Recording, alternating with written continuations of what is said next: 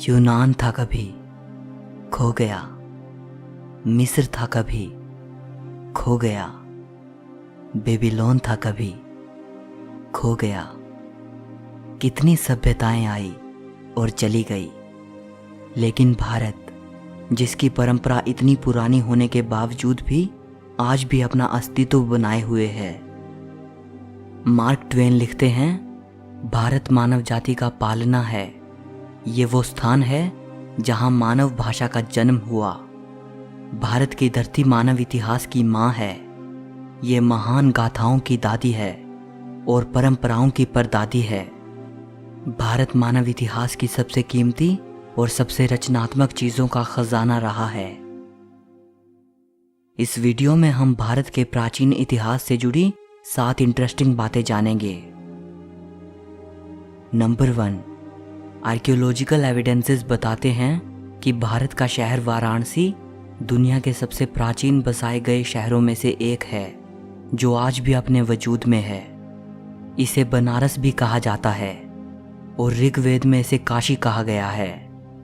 वैसे बनारस को कम से कम 3000 साल पुराना माना जाता है, लेकिन हिंदू मिथोलॉजी के अनुसार भगवान शिव ने 5000 साल पहले इस शहर की स्थापना की थी।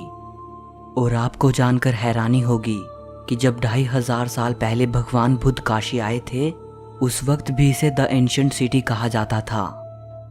हिंदू धर्म के 7 पवित्र स्थानों में से काशी को सबसे पवित्र माना जाता है। यहाँ तक कि जैन और बौद्ध धर्म में भी काशी एक बेहद पवित्र स्थान है। नंबर 2, तक्षशिला विश्वविद्यालय को दुनिया की सबसे पहली यूनिवर्सिटी माना जाता है। इसको ईसा से 700 साल पहले प्राचीन भारत के तक्षशिला शहर में स्थापित किया गया था। आजकल ये जगह पाकिस्तान में मौजूद है। तक्षशिला में विश्व भर के 10,500 से भी ज़्यादा स्टूडेंट्स पढ़ा करते थे।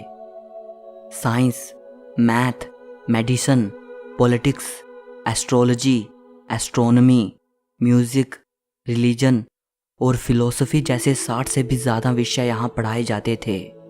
अलग अलग विषयों के स्कॉलर्स ने अपने अपने आश्रम यहाँ बना रखे थे। हमारे मशहूर इकोनॉमिस्ट और फिलोसोफर विष्णुगुप्त चाणक्य तक्षशिला में आचार्य थे। चाइनीज ट्रैवलर फाहियान जब 5वीं सदी की शुरुआत में भारत आए थे, तो उन्होंने तक्षशिला को भी विजिट किया था। अपनी राइटिंग्स में उन्होंने तक्षशिला का जिक्र भी किया है। 7वीं सदी ईसा पूर्व से लेकर 5वीं सदी तक भारत का ये महान विश्वविद्यालय अच्छी तरह फला फूला। 6ठी सदी आते आते विदेशी हमलावरों ने तक्षशिला को पूरी तरह से नष्ट कर दिया। नंबर 3, शिक्षा के मामले में आज भारत भले ही दुनिया के बहुत से देशों से पीछे हो, लेकिन एक समय था जब भारत की नालंदा यूनिवर्सिटी हायर एजुकेशन के लिए दुनिया का सबसे इम्पोर्टेंट सेंटर हुआ करती थी। नालंदा तक्षशिला से भी वेल ऑर्गेनाइज्ड यूनिवर्सिटी थी। कोरिया, जापान, चीन, तिब्बत, इंडोनेशिया, फारस और तुर्की जैसे देशों से स्टूडेंट्स यहाँ पढ़ने आते थे। नालंदा यूनिवर्सिटी का एंट्रेंस एग्ज़ाम बेहद मुश्किल होता था। चुनिंदा प्रतिभाशाली स्टूडेंट्स ही प्रवेश पा सकते थे। नालंदा के बारे में आज हमें जो ज़्यादा जानकारी मिलती है, वो famous Chinese travellers when Tsang और इत्सिंग की राइटिंग्स से मिलती है, जो 7वीं सेंचुरी में यहाँ आए थे। हुएन त्सांग ने अपनी भारत यात्रा के 2 साल नालंदा में बिताए थे। शुरुआत में वो एज अ स्टूडेंट यहाँ रहे, फिर बाद में उन्होंने यहाँ पढ़ाया भी। हुएन त्सांग लिखते हैं कि जब वो नालंदा आए थे, उस वक्त वहाँ 10,000 स्टूडेंट्स थे और 1510 आचार्य थे। ये अनुमान लगाया जाता है कि एक समय में हमारे ग्रेट मैथमेटिशियन आर्यभट्ट नालंदा के हेड थे। नालंदा में हजारों स्टूडेंट्स और स्कॉलर्स के अध्ययन के लिए एक विशाल लाइब्रेरी थी। इस लाइब्रेरी में 3 लाख से भी ज़्यादा किताबें थीं। 12वीं सदी के अंत में तुर्की हमलावर बख्तियार खिलजी ने नालंदा को जलाकर पूरी तरह नष्ट कर दिया। किसी ज़माने में नालंदा एक भव्य यूनिवर्सिटी हुआ करती थी। आजकल बस उसके खंडहर ही शेष बचे हैं। नंबर 4, इंडस वैली सिविलाइजेशन के जन्म से ही भारत का इतिहास शुरू हुआ माना जाता है। ये दुनिया की 3 सबसे प्राचीन सभ्यताओं में से एक थी, मेसोपोटामिया, एंशिएंट इजिप्ट और इंडस वैली सिविलाइजेशन। और अगर इसे एंशिएंट इजिप्ट और मेसोपोटामिया की सभ्यताओं से कंपेयर करें तो इंडस वैली सबसे ज़्यादा वाइड स्प्रेड सिविलाइजेशन थी। अगर इंफ्रास्ट्रक्चर और टाउन प्लानिंग की बात करें तो इंडस वैली सिविलाइजेशन उस समय के लिए एक बेहद एडवांस्ड सभ्यता थी।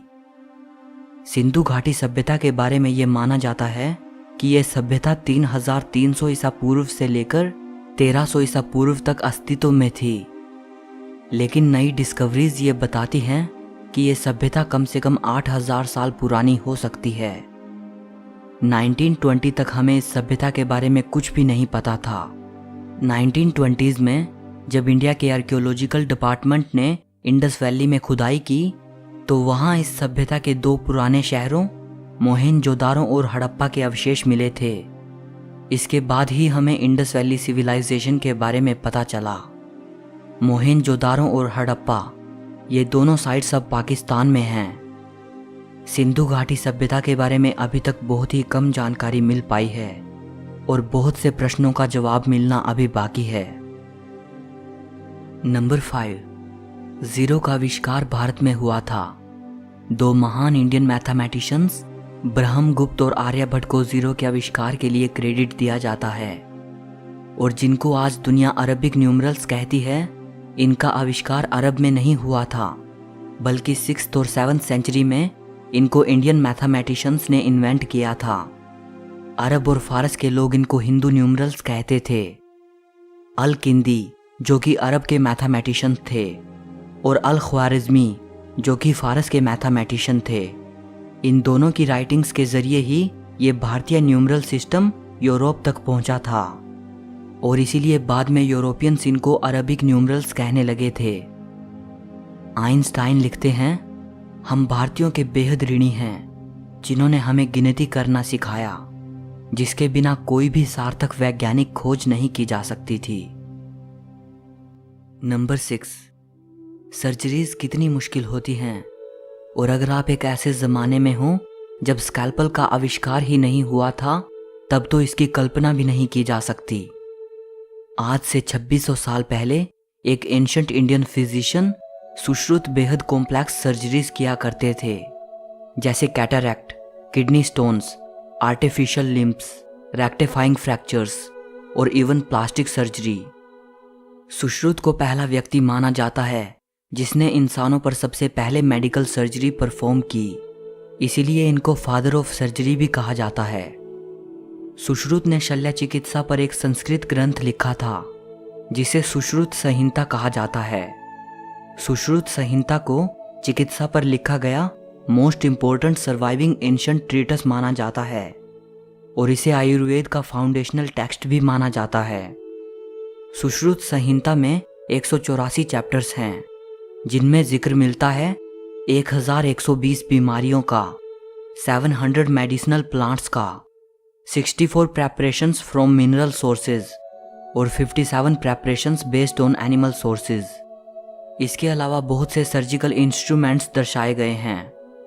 8वीं सदी में सुश्रुत के इस महान ग्रंथ को किताब शाह शुन अल हिंदी नाम से अरबी भाषा में भी ट्रांसलेट किया गया था। एक और महान एंशिएंट इंडियन फिजिशियन थे महर्षि चरक, जो सुश्रुत के बाद और ईसा से 200 साल पहले हुए थे। इनकी शिक्षा तक्षशिला में हुई थी। चरक को पहला फिजिशियन माना जाता है जिसने डाइजेशन, मेटाबॉलिज्म और इम्यूनिटी के कॉन्सेप्ट को सामने रखा।